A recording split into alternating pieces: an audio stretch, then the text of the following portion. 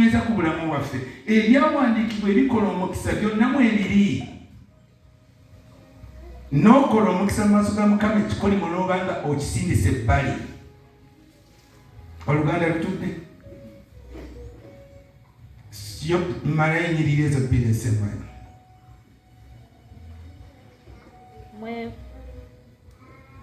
Mwe musinza kye mutamanyi, ffe tusinza kye tumanyi, kubanga obulokozi buva mu Buyudaaya,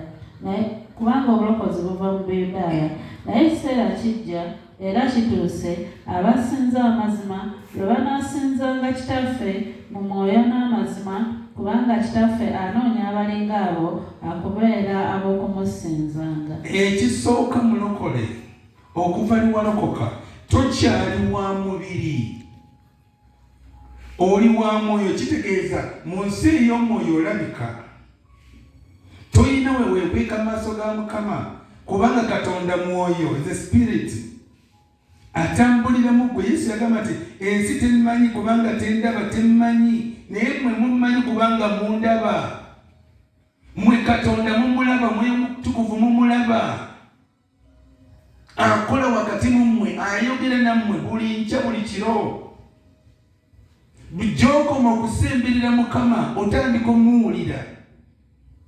Oli wa mwoyo wadde oyambadde omubiri. Kyenva ngamba nti oli wa mwoyo, oli spiritual. Toli spirit but you are spiritual, kubanga waliwo omubiri n'omwoyo. Toli wa mubiri wokka. Bali abatannalokoka batannasembeza Mukama waffe beeba omubiri. Gwe oli wa mwoyo. Kati kikugwanidde mu buli step ng'okimanyi tewali akulaba, oli mu mwoyo, ow'omwoyo alabika. Omwoyo akulaba, ate omwoyo atudde mu ggwe. Labayo bw'otambula naye, mugende mubbe, mugende mulyake, mukole ebibi byonna ng'oli naye. Weekweka ng'okoze ekibi, kumbe weekweka mu maaso ga Mukama. Neewuunya Adamu bwe yayonoona nti yeekweka Mukama, tamanyi nti Mukama ali wonna. Naffe bwe tutyo bwe tuli, twekweka ne twekweka mu maaso ga Katonda, tubba ne tubbira mu maaso ga Katonda ne tugamba nti Mukama osaanidde, osaanidde olw'okuba kukkiriza okubba, olw'okuba obbidde mu maaso ge.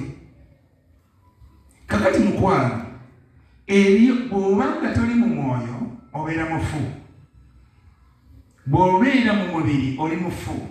Wandibanga wadde oli mu kkanisa ng'oli mulambo gutambula. Yesu yagamba leka abafu baziike baki? Bafu bannaabwe. Fuba okuzuukira mu Mukama waffe ove mu bafu ng'okola amazima, ng'okola ekituufu. Fuba ebimubbirira kunoga naye ate n'otya abantu okusinga Katonda. N'obaako obuntu bw'okola nga bwe wabirawo Katonda n'abantu, olw'okuba Katonda talabika, gwe n'ogamba n'otya abantu, n'otamanya nti ate n'eri oli wa mwoyo olabika nnyo. Kyokka ng'eri gy'ogamba nti gyenzira tukolerera bwakabaka buli, era Mukama engule yange, era Mukama ekifo kyange.